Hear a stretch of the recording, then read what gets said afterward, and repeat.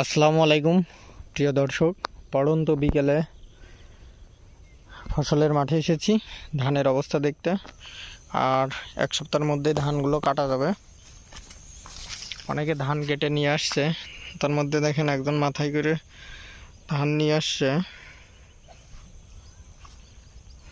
তো ধান আর এক সপ্তাহ,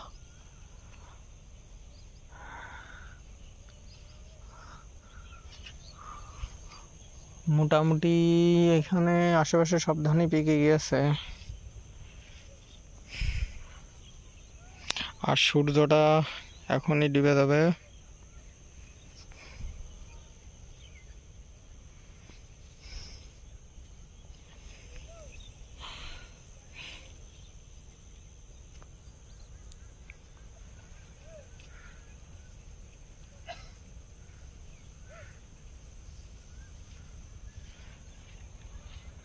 কোন জায়গাতে নিয়ে আসছেন? ওই জাউলি দিয়া। কি ধান? সুবল তো এই জন্য পেকে গিয়েছে। এটা রড ধান ভালো হয়নি তো, চোখ বুঝে মন মন হারে চলে যাবে। নাই